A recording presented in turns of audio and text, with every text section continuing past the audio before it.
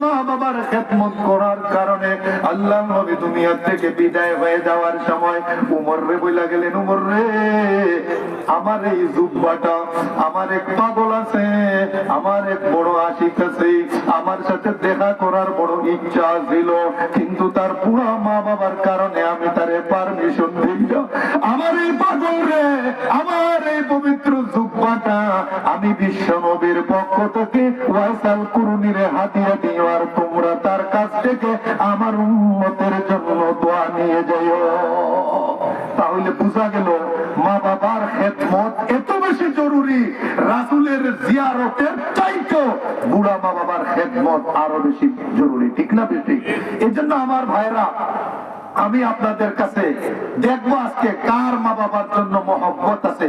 যার মা বাবা জিন্দা আছে, জিন্দা সদকায়ে জারিয়া, আপনার মা কবরে শুয়ে আছে, আপনার বাবা কবরে শুয়ে আছে, হাতের দিকে তাকাই আছে ভিক্ষুকের মতো, নাম ধরে ধরে ডাকতেছে। আমরা শুনি না যে আব্দুর রহমান, হে আব্দুল আসিম, হে আব্দুল্লাহ, আমি কবরে বড় আটকা আছি, বাবা তুই মাদ্রাসাতুল মদিনায় আমার নামে কিছু সদকা কর, সদকা করলেই আল্লাহ পাক আমারে জান্নাত নসিব করবে। কে আছেন এমন এমন মা, এমন মায়ের সন্তান, এমন মাতা পিতার এমন একজন সন্তান দাঁড়ান যে আমি আমার মার মহব্বতের জন্য এই মাদ্রাসায় 10,000 টাকা দিব? একজন লোক দাঁড়ান যে আমার মার মহব্বতের জন্য, বাবার মহব্বতের জন্য, জিন্দা হোক মুর্দা হোক, যে আমার মা বাবার জন্য আমি 10,000 টাকা দিব? একজন লোক দাঁড়ান। আসেননি এমন কোন আল্লাহর গোলাম? কে দিবেন কে দিবেন না আমি জানি না, যার ভাগ্যে হবে, যারে আল্লাহ কবুল করবে সেই দিবে। আসেননি এখানে 10,000 টাকা দেয় ওরা আপনার মা বাবার নামে এই মাদ্রাসায়। এই মাদ্রাসায় ছাত্ররা লেখাপড়া করে, কোরআন হাদিস পড়ে, সদকায়ে জারিয়া হিসাবে আপনার বাবা জীবিত আছে। জীবিত বাবার নামে নেক হায়াতের বরকতে আপনি 10,000 টাকা, এমন কে আছেন বলেন তো? আমি তো কত জায়গায় যাই, কোন জায়গায় তো শরম পাইছি না কোনো সময়, কিন্তু মানুষও যে এত কম, মাহফিলে তো এই কম দেখলাম আমি এত মানুষ। এই যে আহলিয়া মাদ্রাসায় আছে কত লোক, এমন কে আছেন 10,000 টাকা দিবেন আপনার মা বাবার জন্য মাদ্রাসায়? পরেই দিয়ে নাম লেখান 10,000 টাকা। আসেননি কোন আল্লাহর বান্দা?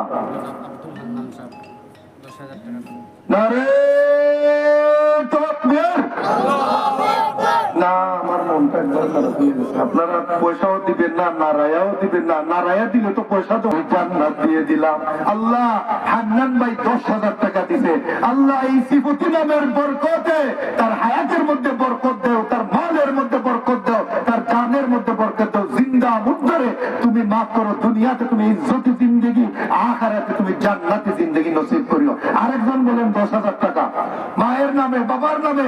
আরে অনেক বিদেশ আছে, টাকা পয়সা কত ক্রিকেট খেলায় দেন, কত ফুটবল খেলায় দেন, কত তোমার দলাদলিতে দেন, কিন্তু এখন মাদ্রাসায় সদকায়ে জারিয়া মার নামে বাবার নামে নাই। কেউ কি 10,000 টাকা দেওয়া যে আমার মার নামে আমি 10,000 টাকা দিব?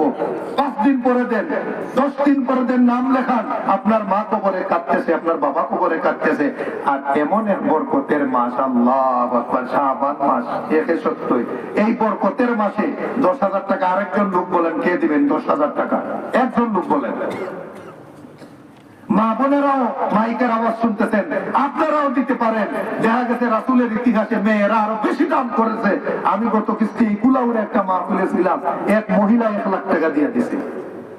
এক মহিলা দিয়ে দিছে। কই হুজুর টাকা পয়সা দিয়ে কি করবো? এখন যদি সব বুঝা নাই সবচেয়ে, ঠিক না বেটি?